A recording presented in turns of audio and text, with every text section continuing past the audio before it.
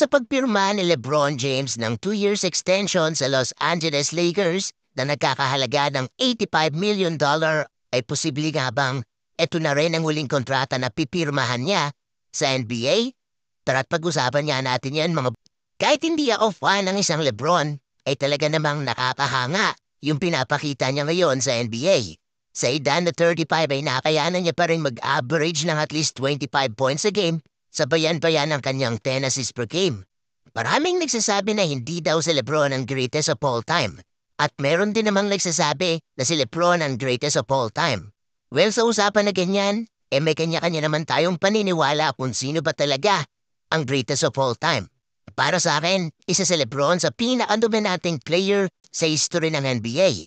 Sana maintindihan niyo yung sinasabi kong dominante sa NBA.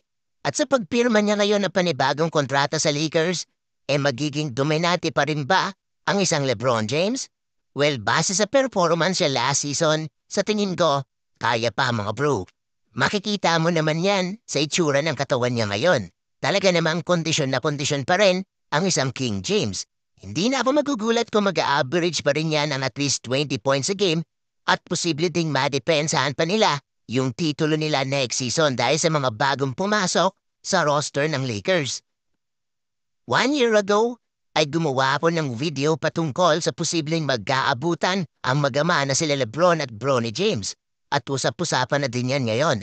Sabi ng iba, kaya pumirma ng 2 years extension si LeBron sa Lakers dahil posibleng yun ang taon na pagpasok sa NBA ni Bronny James Jr. At sa pagkakataon na yun ay pwede siyang pumunta sa team na mapupuntahan ni Bronny. Malaki talaga ang chance na mangyari yan mga bro. Kaya hindi pa man naging usap-usapan niya last year, ay ginawan ko na agad ng video.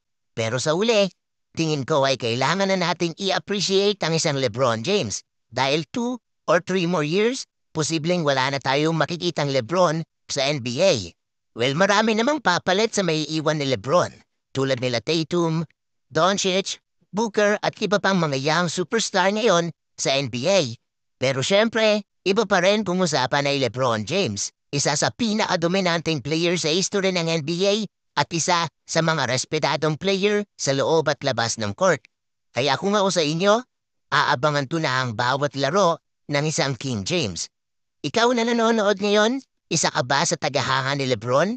Anong masasabi mo sa pagpirma ni LeBron ng 2 years extension sa Lakers? Gusto mo bang makita na maging magkakampi sila ni Bronny? O gusto mong magkalaban sila ng team? Well, komento mo na sa ibaba yung opinion mo at pag-uusapan natin yan. So yan mga bro, huwag kalimutan na mag-like at i-subscribe ang ating Facebook page at ang YouTube channel natin. Maraming salamat sa panonood mga kaurag!